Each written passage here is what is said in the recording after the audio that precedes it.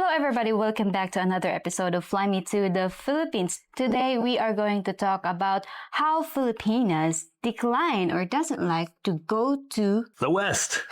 And stay tuned. We have updated waiting times for K1 visas. Times have been dropping in 2025. We have the statistics for approvals on tourist visas, spousal visas, and what percentage over the last 5 years have been approved. You're going to hear that at the end. Stay tuned. But first, Chrissy, she turned them down.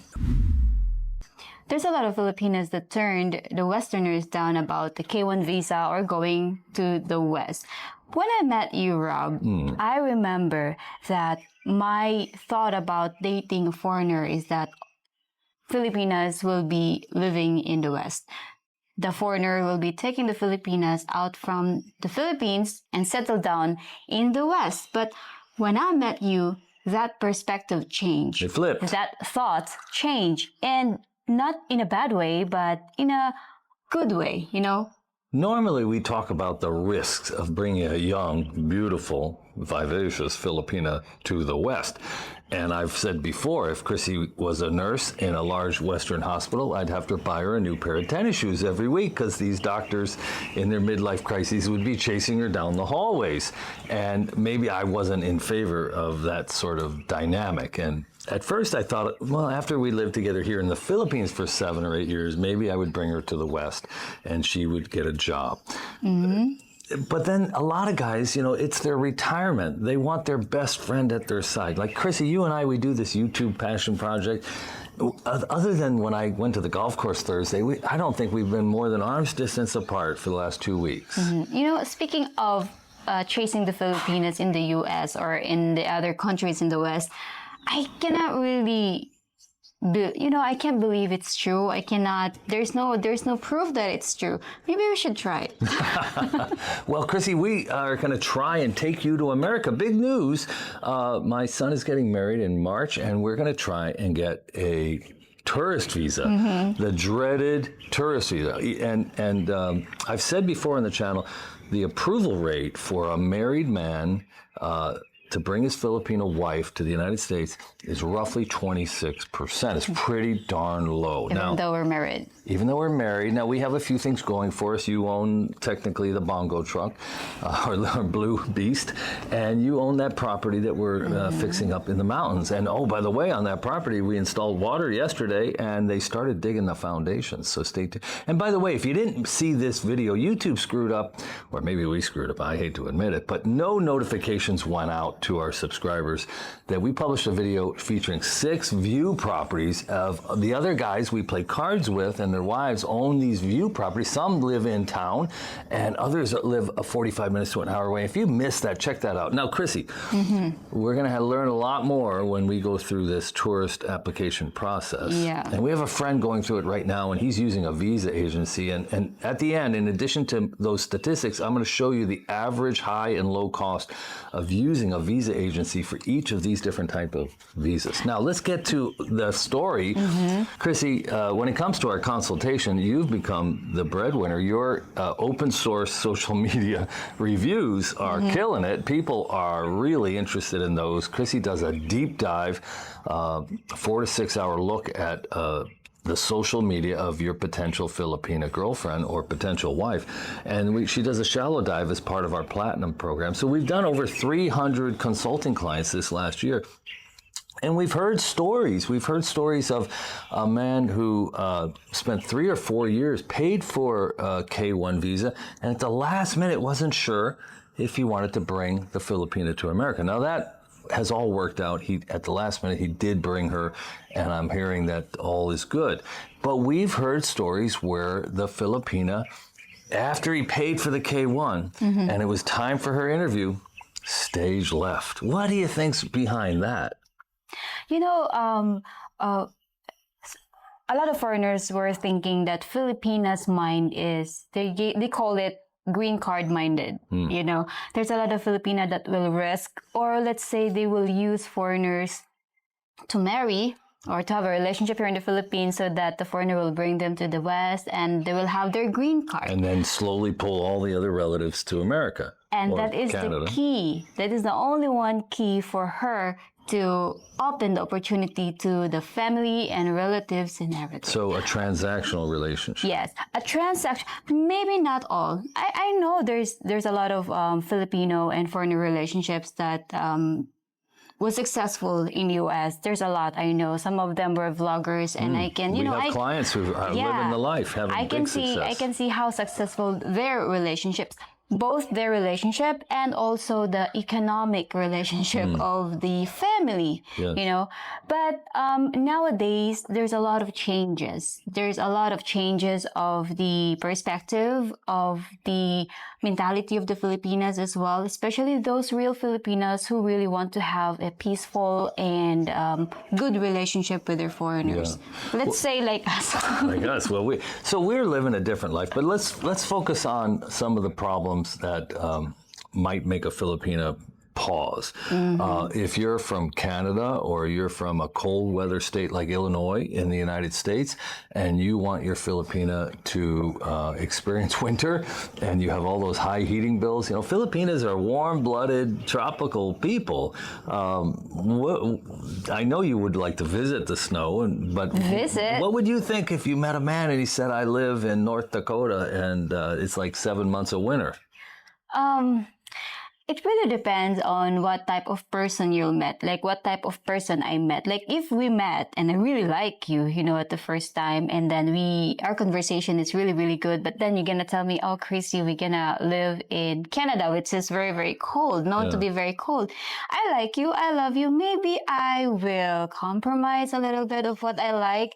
But then also there is this cold communication and relationship connection. So it depends on how strong it is, you know. So it better be strong, otherwise the cold weather could be a deal breaker. Yes.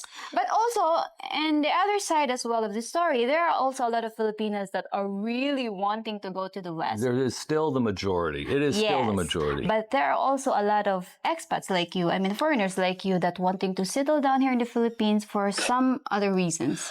I think there's a lot going on in the West, and where I'm from, America, there's a lot of political unrest and tribalism, and kind of people are at each other a little bit more than they used to be, and sometimes it gets to be a little bit too much. And I think a lot of Filipinos, you know, they watch the news, it's 2025, and they see how immigrants are being treated, and they see the aggressive tribal politics being practiced, and maybe it's a little bit of a turnoff.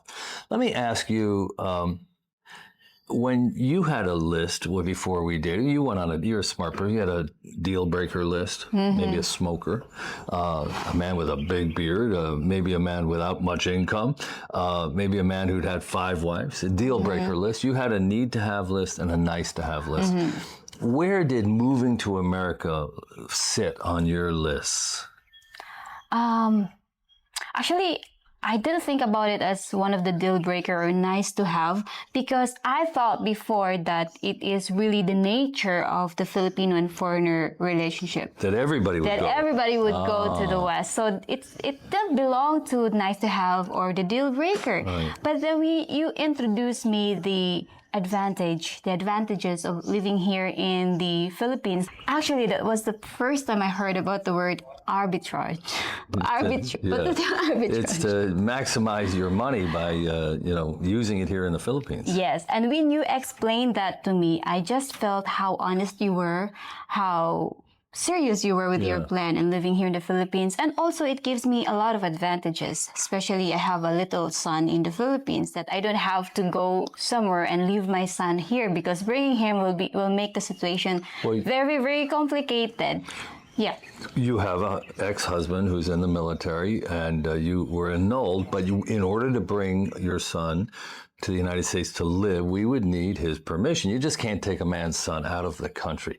And that's a complication that we're not really interested in barking up that tree if we don't have to. We have CJ in private school here. We're very happy with his private school education. We just met 2 doctors who got their degree here in town at Xavier and went on to pass their boards and do a residency in America, which really was very encouraging. We pay $900 a month rent here, and we live above this canyon, and we couldn't afford this house in America. Not in California overlooking Big Sur or something like that.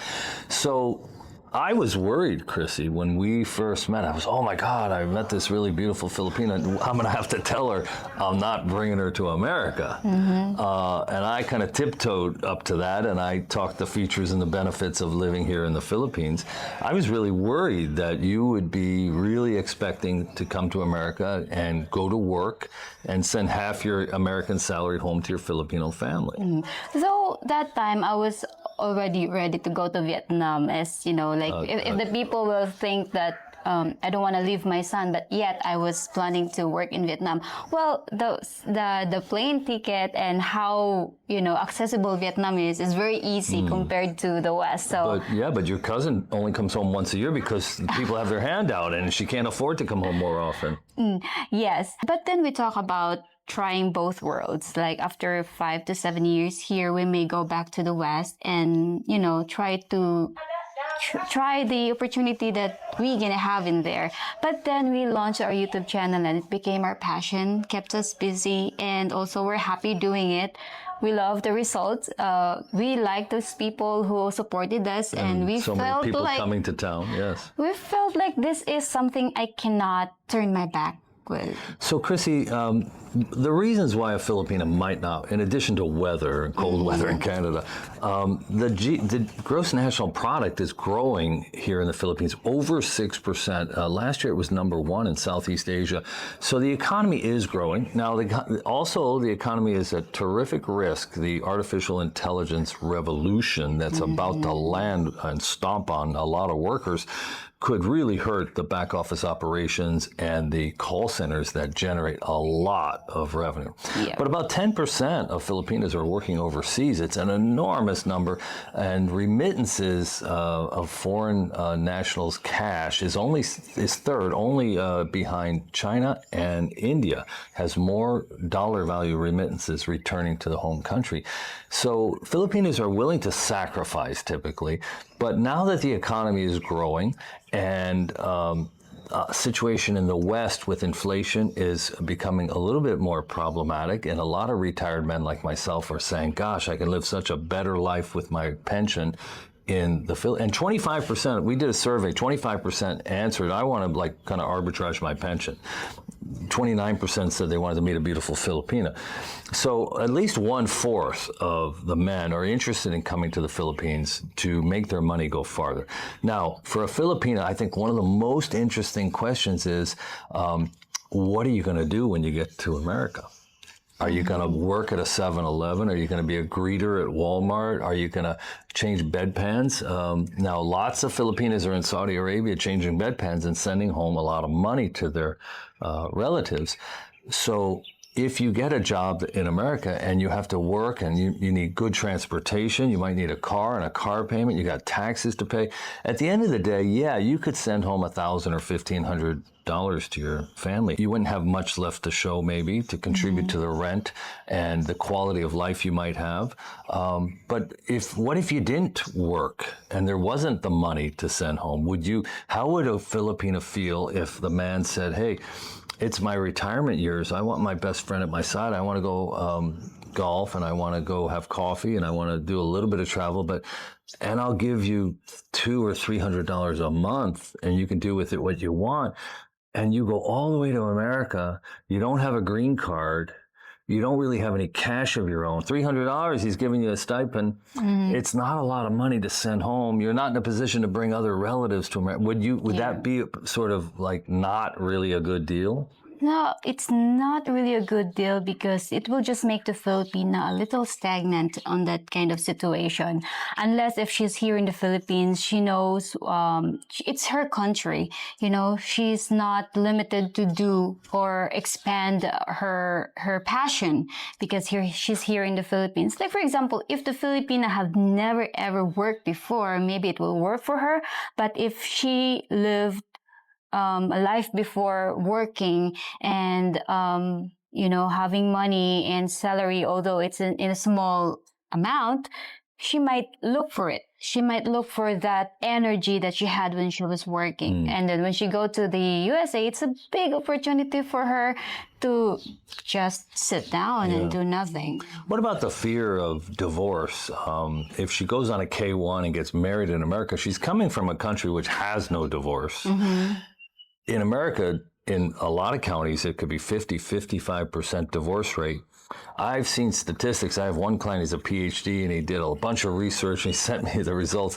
If there's a 20-year age gap, he says add 10% to the chance of divorce. If there's a foreign cultural difference in relationships, add 10%. If there's a religious variance, which is extreme, add 10%. The number's getting crazy high. You're at 80%. Do you think that would discourage a Filipina from wanting to move to a frigid, cold, Western, high divorce rate place? It really depends on what is her goal. Like if her goal is like 80% to work and grab opportunity, less about the relationship, okay, maybe she'll go. But if it's 50-50 opportunity in the relationship, it will make her think a lot. Maybe she'll overthink. Would she see it as an advantage after she's 3-4 years with an age gap relationship? She can get divorced in America. She has her green card. She has her visa status, and she could remarry. It's a big time advantage to the Filipina. Even if I will try to defend the Filipina because I am a Filipina. But to look at the situation, it's the Filipina's advantage. That is why it's risky. It's very crucial to bring your Filipina back in the West. I'm not telling that you should not, because it also depends on your situation. Maybe you're not retired yet, and you need to bring your Filipina there, and so that she will not get bored, you're gonna let her have a job. Yeah, and have, So comment below, would you ever bring a Filipina to the United States, ever, to live full-time and work outside the house? We have a friend, Ivan, we showed him on our last video, the last video where we showed those 6 mountain properties that nobody got notified about. And he said, his wife got a job on the 10th. He was married like 30 years ago. His wife got a job 10 days upon arrival with the K-1 or this. She got a green card. She got a job within 10 days. And trouble started very soon after. But he mentioned he had a friend who also brought a Filipina back, and he lived in a rural area, and he refused to let the wife work and put her on a chain and leash, I guess. But still together. 20 years later, they're still together. What's your thought on that? Chrissy, in addition to the shock of cold weather, Filipinas have warm hearts and big extended families.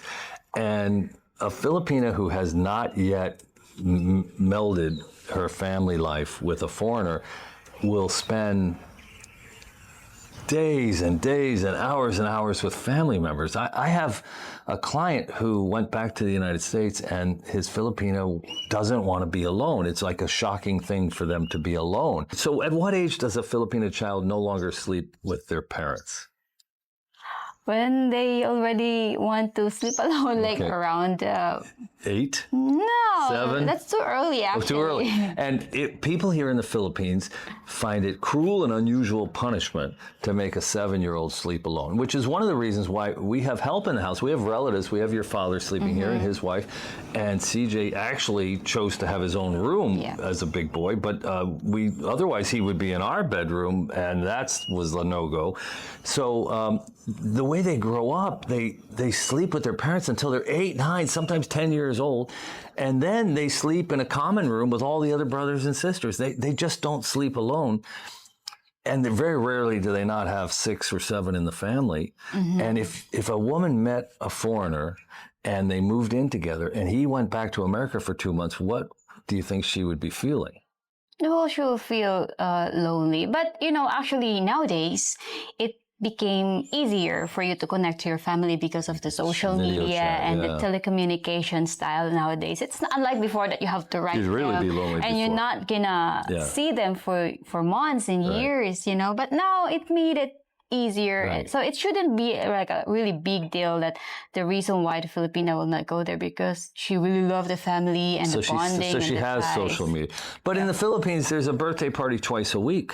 There's a church celebration once a month. There's a festival twice a year. There's batchmates. There's after work.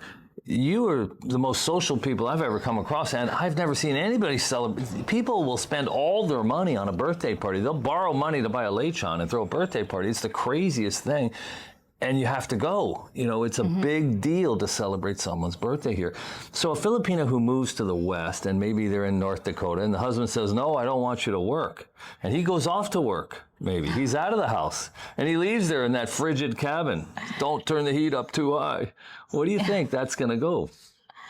Well, I think in long term, if it's just short term, maybe it will be okay. But in long term, there will be a conflict between between the couple. And one of my clients said to me, you know, I'm thinking like 9 months in the United States and 3 months when the worst of winter hits, we go and visit with her family for 3 months. What do you think of that prospect? That's okay. That's good. Though it's expensive though, because you gotta do that Back and every forth, year. yeah, It's very expensive. Yeah. But yeah, if you can afford, you can do it. You can do like 3 months here, 3 months there. If you know, but it will cost a lot of money. And for us Filipina, it's very painful for us to see that expenses. So we would rather like, you know, put you in a headlock and decide whether you want to stay in your country or in my country. Well, there's a lot of also Filipinas that are very flexible and agreeable. Let me ask you an honest opinion. Let's say I said, hey, we're moving to America. I miss my grandchildren. And I don't want you to work, but I'll give you like $400 US a month. Do what you want. Or option B, go get a job. Go get a job, work out of the house 5 days a week, you know, go out to dinner with colleagues, go shopping for work clothes on weekends. Here's a newer car you need to drive 25 minutes on the interstate to get to work. Of those two options, which do you prefer? The second one. Second one, of okay. course. Of course. You know? Okay. And let's say you're making $50,000 US a year, you're paying $12,000 in taxes, and by the time you pay your contribution to the living arrangement, maybe you got $2,000 a month left over. What are you going to do with that $2,000?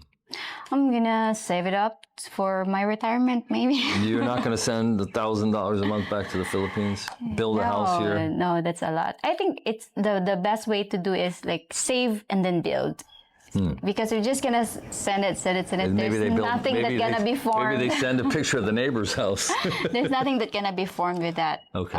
Like, you know, staggered. Staggered. Yeah, staggered. Staged, yeah. We're going to share some graphs and some statistics on the visa process, K1, spousal, and tourist, and the timelines and the costs and the trends in terms of how long it's taking. They've fallen, a very happy statistics, to 6.1 months in the first part of 2025. So this is new information. We've always quoted 12 months. Now, if you forget to cross a T or dot an I, you could take a 2-month delay. You need a form, or you didn't get your document and you need to start FedExing back and forth.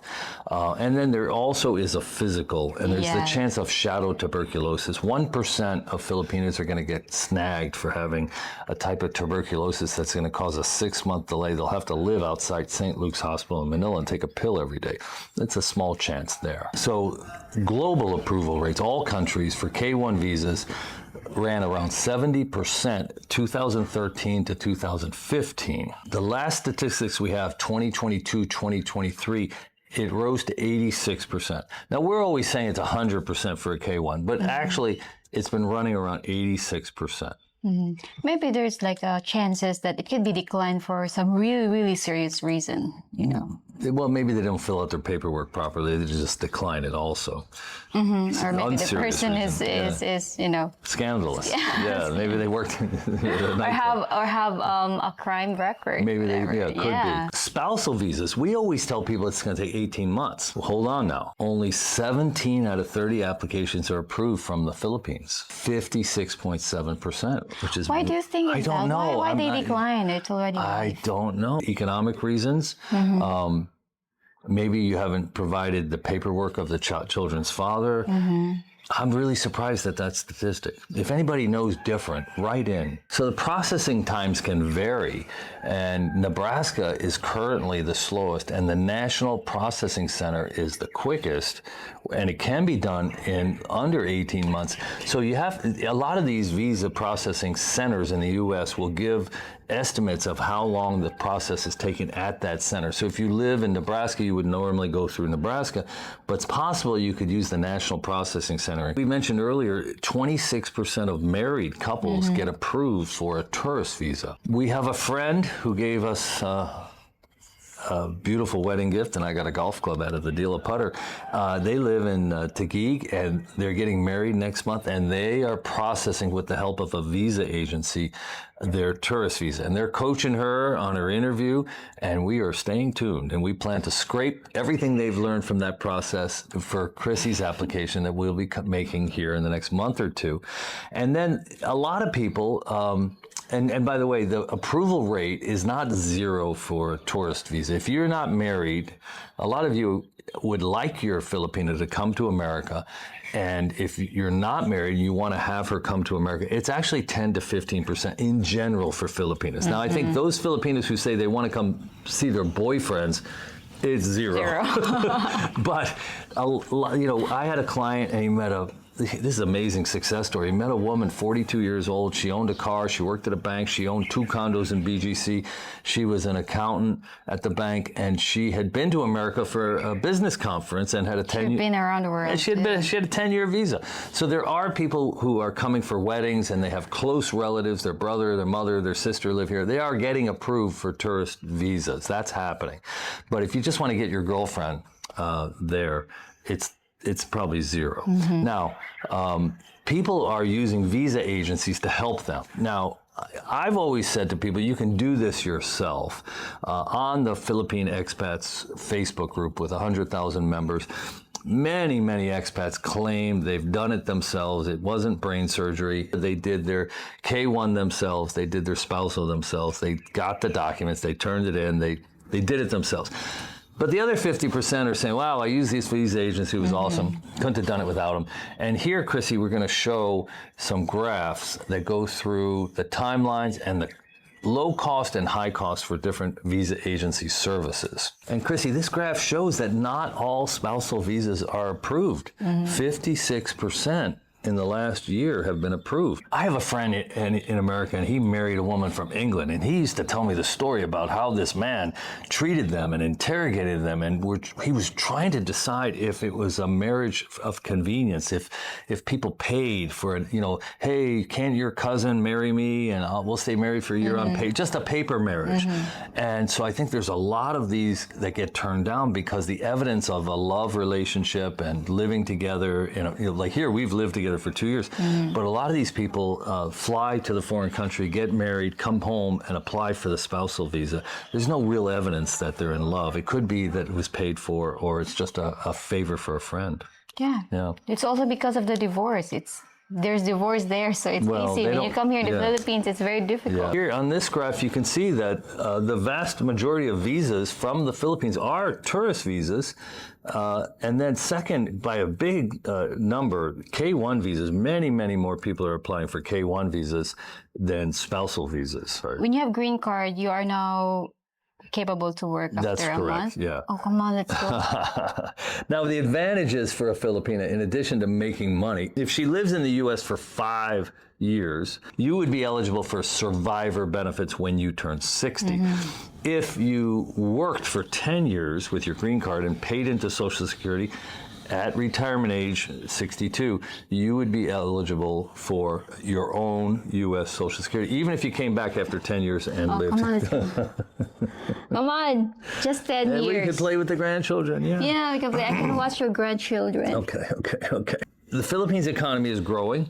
It's a little bit at risk with some of the AI innovation coming to the Philippines, but there are opportunities, and if it's a really beautiful Filipina and she's in tight with her family, she's got a large family, she really feels that warmth of her family taking her away so that and if she comes from a family that, of doctors and lawyers and engineers and college professors, to move away from everybody to make a little money and send back to the Philippines might not be what floats her boat.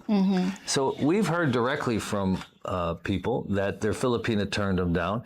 What about you? What do you think the chances are that your Filipina would be happier to stay in the Philippines than in the West? And if you are experiencing the same problem right now, you can email us at flymetothephilippines@gmail.com and you can ask advice and suggestion from your big brother. And your little sister. And Chrissy does these open source social media background reviews, and it's amazing what she turns up. And there's a few other services you can see on our consultation calendar link in the description. And of course, if you want to have the perfect guide here in the Philippines, our book is available on Amazon, #1 on Philippines Travel Guide.